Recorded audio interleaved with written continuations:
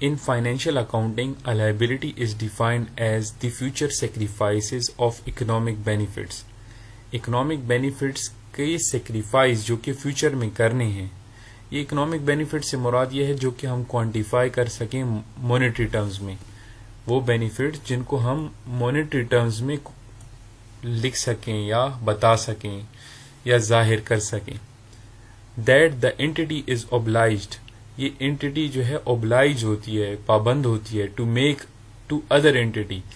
Entity کا مطلب یہ ہے کہ ہستی جو سیپریٹ جو ہے حیثیت رکھتی ہو.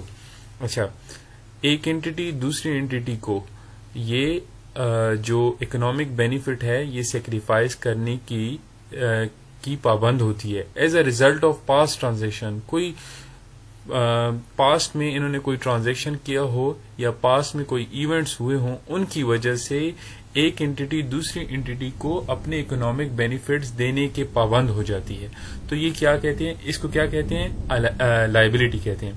لائبلٹی کا آسان الفاظ میں یہ کہہ سکتے ہیں کہ یہ تمام اوبلیگیشن جو کاروبار نے ادا کرنی ہے، تمام ذمہ داریاں جو کاروبار نے ادا کرنی ہے، ابھی وہ کس وجہ سے ادا کرنی ہے، پاسٹ میں کوئی ٹرانزیکشن ہوا ہوگا یا پاسٹ میں کوئی موقع ایونٹ یا مطلب کوئی واقعہ ہوا ہوگا جس کی وجہ سے یہ کاروبار کی ذمہ داری ہے کہ وہ اس بندے کو یا اس ہستی کو یہ پیسہ یا اکنامک بینیفٹ جو بھی ہو وہ ادا کرے.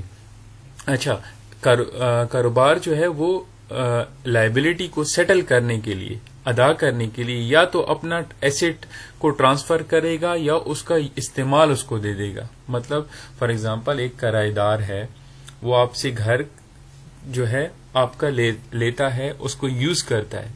کیوں یوز کرتا ہے؟ کیونکہ اس سے فار ایگزامپل کرایہ لیے، پہلے مکان مالک نے اس سے کرایہ لے لیا، ابھی کیا ہوا کہ مکان مالک کی ذمہ داری ہے، وہ پابند ہے کہ اس کو ایک مہینے تک فار ایگزامپل جتنے مہینے کا کرایہ لیا ہے اتنے مہینے تک اس کیا کہتے ہیں گھر میں رہنے دے.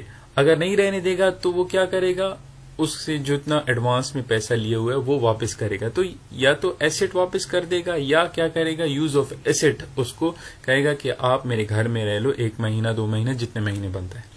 یا دوسرا کیا ہے، سیٹلمنٹ کے لیے کیا کرنا ہوگا، پروویژن آف سروسز، کوئی سروس ادا کرنی ہوگی. فار ایگزامپل ادھر جو ہے ایک بندہ ہے وہ ٹیوشن سینٹر چلا رہا ہے. ابھی اس نے کیا کیا، اسٹوڈنٹ سے ایڈوانس میں پیسے لے لیے، ٹیوشن فیس لے لی.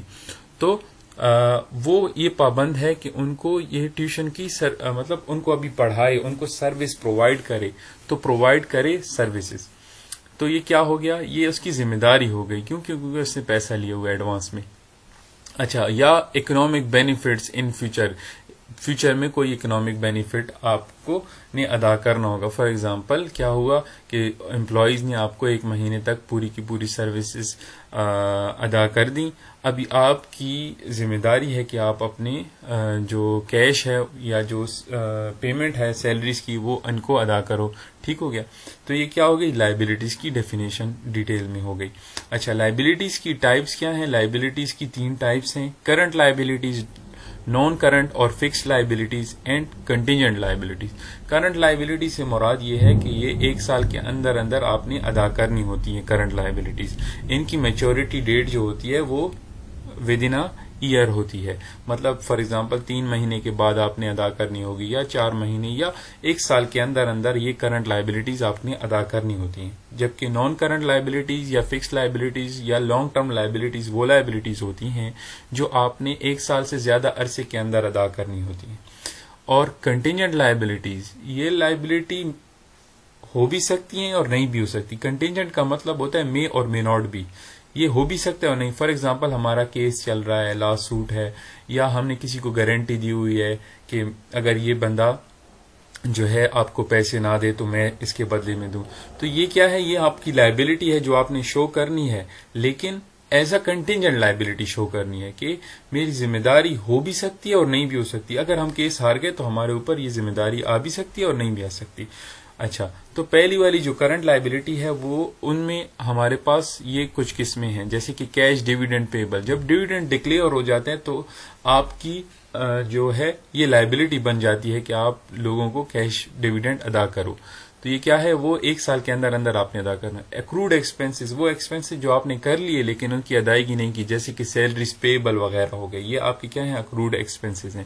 Short terms notes payable, notes payable کے اوپر میں نے ایک ڈیٹیل میں ویڈیو کی ہوئی ہے، آپ وہ بھی دیکھ سکتے ہیں. تو یہ کیا ہے، یہ آپ نے نوٹس پیبل جو ہے آپ نے 1 سال کے اندر اندر جو ادا کرنے ہوتے ہیں ان کو شارٹ ٹرم نوٹ پیبل کہتے ہیں.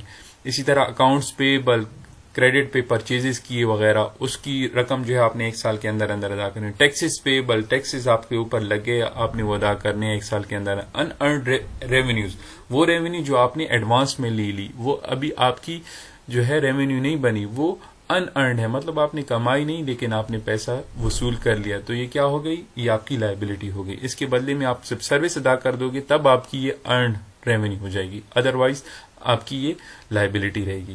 اچھا، نان کرنٹ لائبلٹیز میں کیا آتے ہیں، بانڈز آ جاتے ہیں.